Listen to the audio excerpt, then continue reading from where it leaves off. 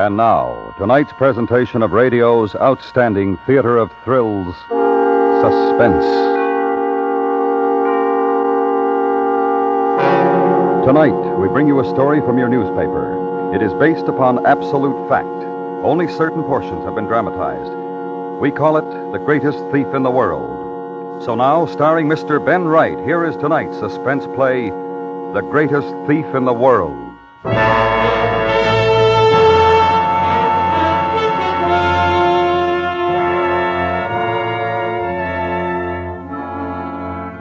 The files of Criminal Record Office in Scotland Yard contain two bulky folders, one relating to the evidence against Peter Marriott, the other against a criminal known only as the Squire. Concerning Peter Marriott, we're in possession of a number of facts. Some we gain through our own investigation, others through interested parties. Concerning the Squire, we know a good deal less.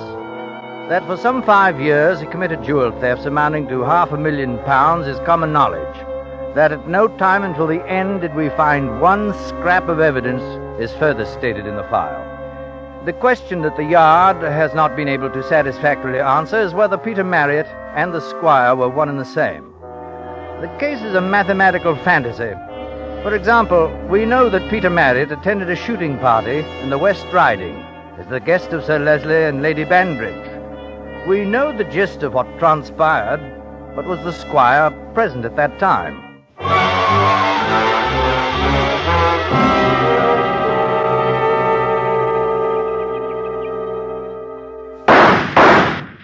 Good shooting, Marriott. Oh, thank you, sir. Best if I know how you do it. Every time I get a shot at them, those blinking partridges seem to know it's me. Oh, it's just bad luck, sir. It'll get better. But they do, you know. They fly off screaming with laughter.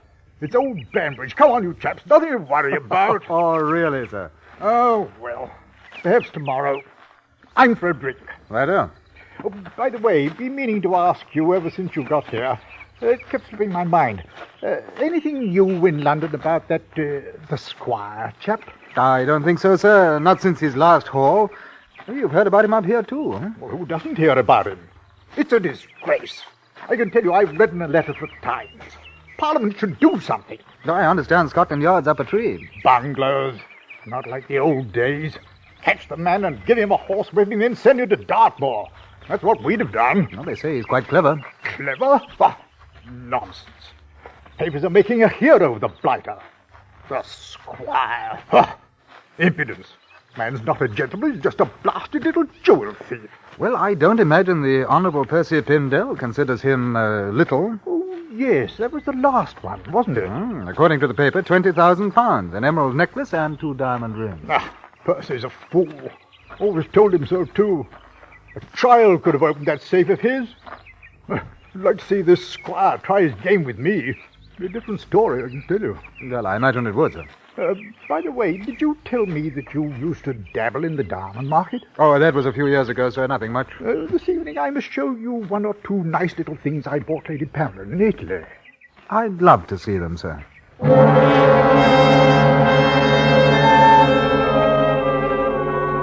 2 days after the shooting party, Sir Leslie Banbridge reported that jewels amounting to the sum of £8,000 had been stolen from his safe. It was the Squire's work. No prints, just the unmistakable methods that had tantalized us for 5 years. At that time, there was no more reason to suspect Peter Marriott than the other 18 guests, all of whom had seen the jewels in question. We know now that there was a girl in Peter Marriott's life, a girl whom we felt to be a rather odd acquaintance for a man in his position.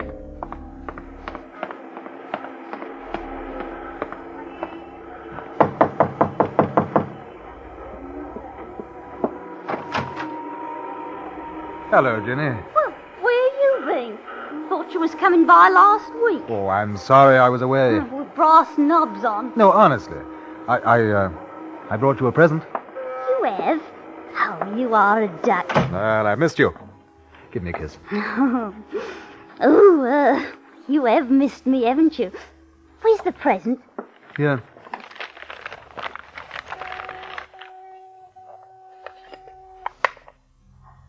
Oh, Peter. Oh, it's lovely. Oh, thanks ever so. it real? Oh, absolutely. You couldn't find a better ruby anywhere. It doesn't look real. Well, you take my word for it. It is. Oh, how lovely. Oh, you shouldn't have. Must have cost a packet. Well, you're my girl, aren't you? Oh, Ginny, look, you see this parcel? I want you to keep it for me just for a little while. Oh, what is it? Oh, it's nothing important. You don't have to open it up. I wouldn't. Well, as a matter of fact, it's like the other parcel I gave you a few months ago. Oh, gone. Pictures. Right. Oh, you'll get in trouble one of these days, you will. Anyway, I don't believe you. I bet those aren't pictures in there. Oh? What do you really do? I mean, for a living. Oh, well, I've told you, nothing very much. Stock exchange. I have some money. Why? I wondered. What made you wonder? Well, I think maybe you're a bit shady. Oh, what an odd thought. Is it? Well, what's so odd about it? Why don't you ever take me nowhere? Why do we always have to meet here? Never go dancing and nothing. Well, Jenny, isn't it nice of you? No, it ain't. You ashamed of me because I'm not a swell like you. Jenny, it isn't that. It's only that I want to be with you alone. Yes, I don't think. Well, what do you want me to say, then? I don't know, but there's something funny about you. Oh? A man was here the other day. A man? Who? What do you mean? Oh, so there is something. Jenny, tell me about it. He was just asking about the gent who visited me last night. That was you, Peter. What did you say? I told him I wasn't the habit of gassing with strangers and to up it. Well, what did he look like? And look here, I don't like the way you're talking like a ruddy copper. I don't think I'm going to tell you anything. Well, I'm sorry, Jenny, but please, go on. No, I don't feel like it. Now, look, I've got to know. It's important. Dial 999. Ask the police. I think you'd better tell me. You hit me. What did he look like? Jenny? Was he all right? Maybe a little thinner, black hair. Looked something like you. Well, how was he dressed? I don't know. All right, I suppose. Grey overcoat, bowler. He wasn't a copper, I don't think, if that's what's worrying you. He's too polite. Any name? No. Said he was a friend of yours from abroad. Said when I saw you to say something about Canada. You know what he meant. It can't be. He's dead. It can't be.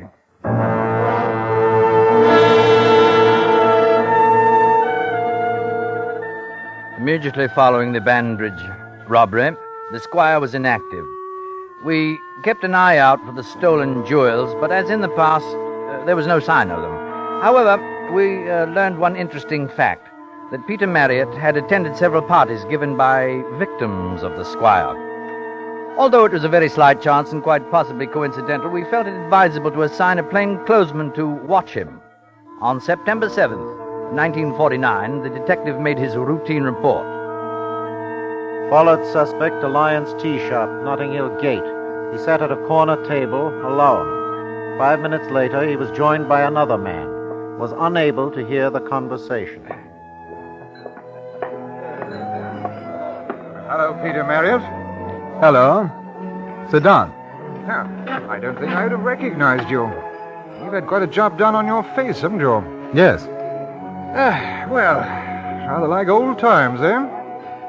What happened? I thought you were... Not now, my dear fellow. It's a long story.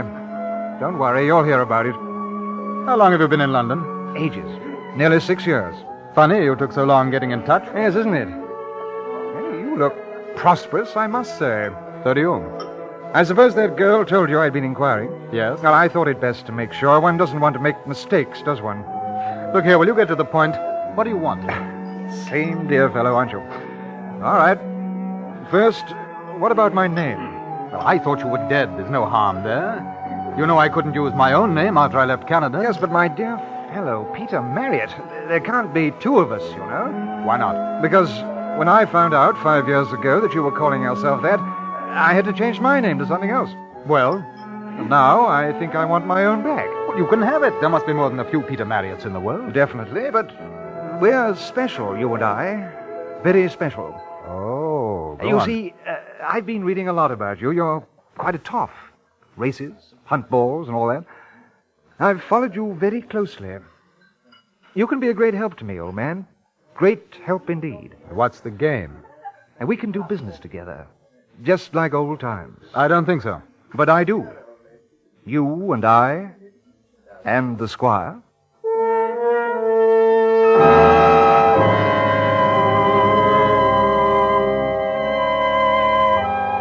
For the next month, well into October, Peter Marriott, as a suspect, became a dud. He led an exemplary life, and we began to feel that once again we'd made a mistake. He attended several parties, and no robbery attempts followed. However, it was 2 days after a ball given by a wealthy sportsman that our detective assigned to Marriott made his report. October 28th. Suspect left his flat 5:30 p.m. and walked toward Tube Station.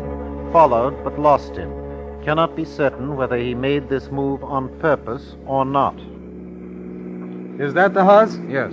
Well, you're not going to drive up to it, are you? Oh, look, I didn't ask you to come along, you know. Well, I suppose you know what you're doing. Now, you can stay here. Yeah, but there are lights on in there. Servants' quarters. But what do I say if a bobby comes along? You see that switch under the dash? Oh, yeah? Flick it. Then step on the starter. The motor won't catch. You can say you're having motor trouble. All right.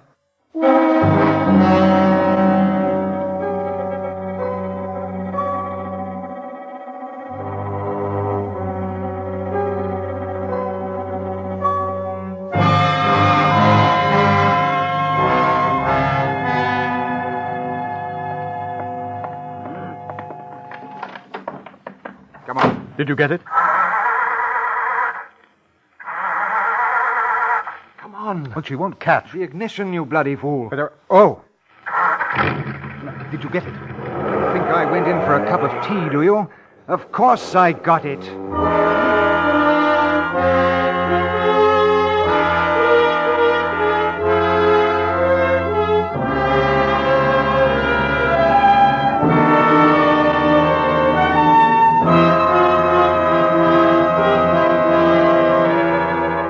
You are listening to The Greatest Thief in the World, tonight's presentation in radio's outstanding theater of thrills, Suspense.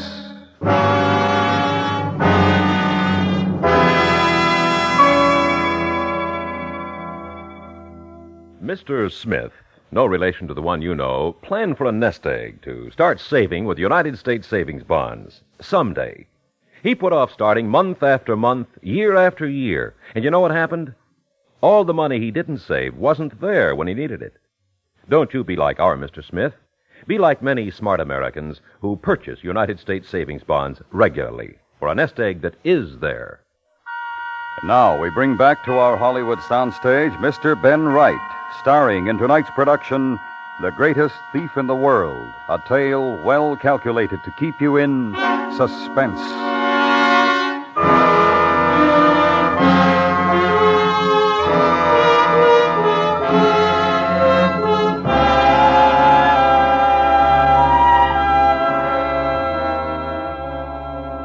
Once again, the squire had struck, this time to the tune of £14,000 in Oriental jewels. Once again, the resources of Scotland Yard were unable to discover one shred of evidence. It was useless to bring Peter Marriott in for questioning because we had no proof of his complicity. There was nothing to do but intensify our surveillance and hope that a piece of the stolen jewelry would turn up or that one of our informers would uncover something. On November 26, 1949, Marriott drove down to Kent and the estate of Lord Simon Lettington. Joan? Hello. Just running over to Paddy Wood. Want to come? Yeah, love to. Hop in. Oh. Headache? Murderous. Did too much for me last night. Take an aspirin. You'll need it for tonight. If I have one more hot buttered rum, I'll die. Oh, not you, Peter. I say, Daddy was furious with me this morning. Oh, why? For behaving the way I did with you. Oh? He saw us kissing in the playroom. Said I had no right to lead you on, that you were a very nice young man and deserved a better fate. His lordship is a discerning man. Peter? Hmm? What were you doing in the library this morning? Nothing. Why? I saw you looking at the safe, just like a burglar. Very suspicious. Oh, rot. There's probably nothing in it anyway. Ha! Besides, no self-respecting cracksman would touch a thing like that. It's too easy to open. I bet the squire would. Rank amateur. He learned everything from me. Do you want anything in the village? Or you might drop me at the pillar box. I have a couple of cards to post. Right. I'll meet you in half an hour outside the cinema.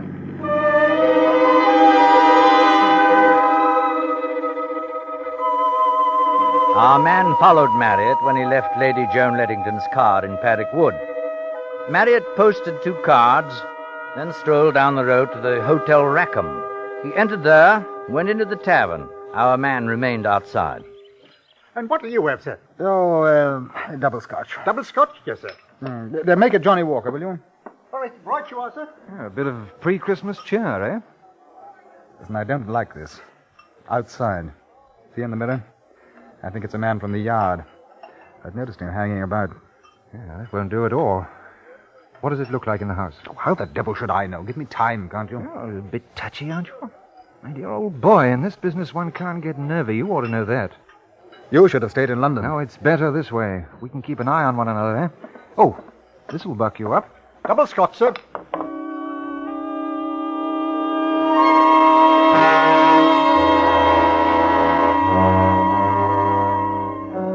On November 30th, Marriott returned to London.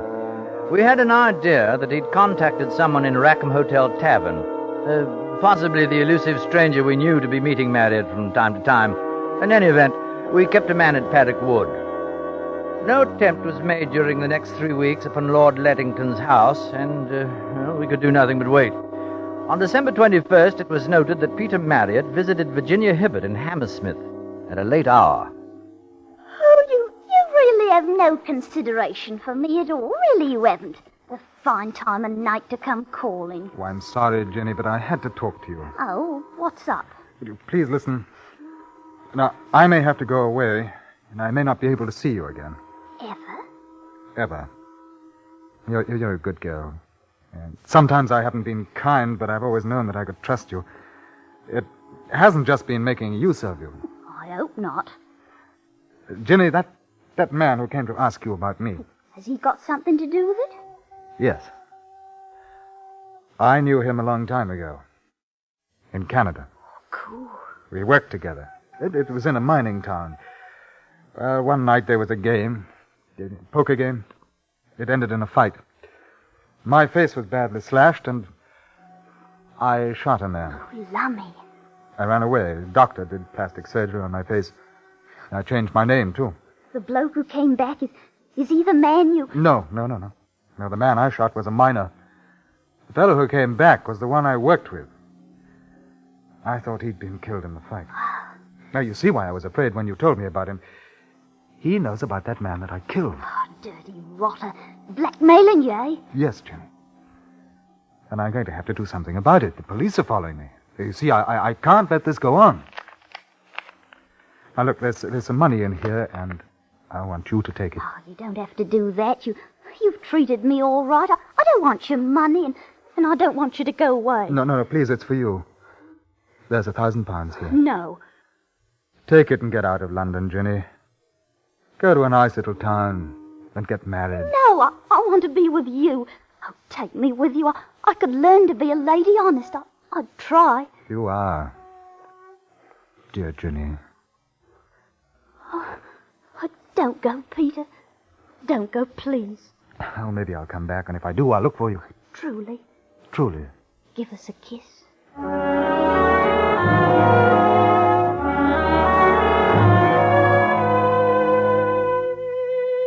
On the morning of December 22nd, 1949, our file on Peter Marriott was still inconclusive.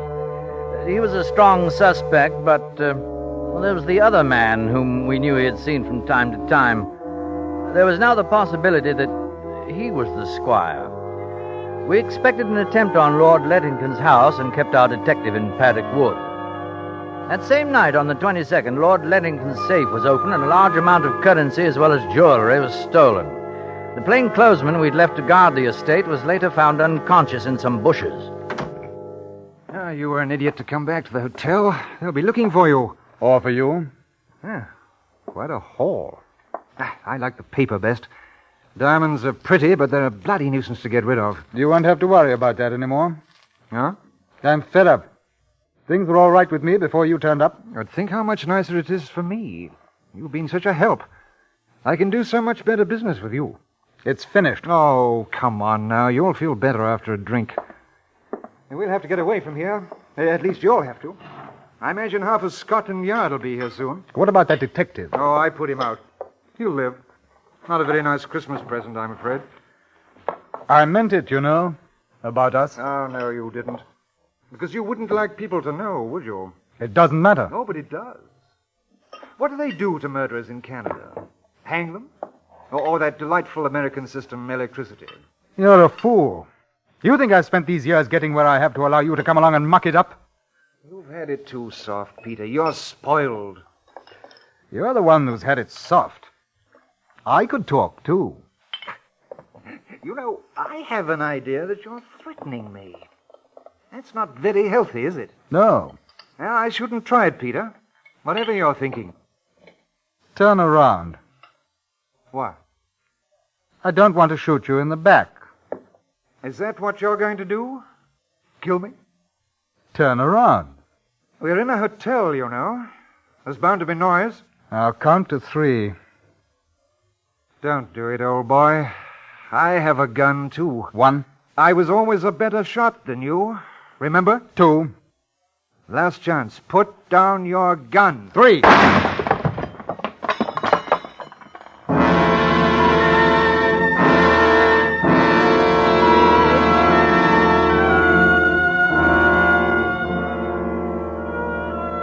We found the body in the bedroom of the Hotel Rackham, Paddockwood, Kent. A single shot had been fired through the head. The pistol lay on the floor. The jewels stolen from Lord Lettington's safe were on the dressing table. The currency was missing. However, there were 1 or 2 points still left unanswered. The gun was devoid of fingerprints. The deceased was not wearing gloves at the time his body was discovered. There was further the question of an open window and scuff marks on the sill. Scotland Yard still is not certain who went through that window. The real Peter Marriott? The imposter? Or the one known as the Squire?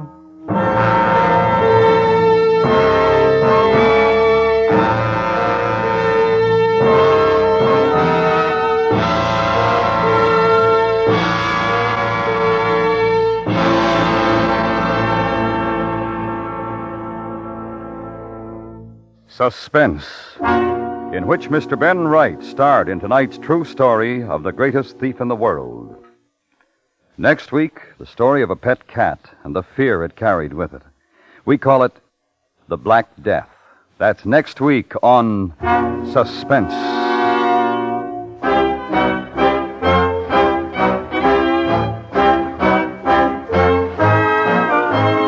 Suspense is produced and directed by Anthony Ellis, who wrote tonight's script. The music was composed by René Garrigan and conducted by Wilbur Hatch.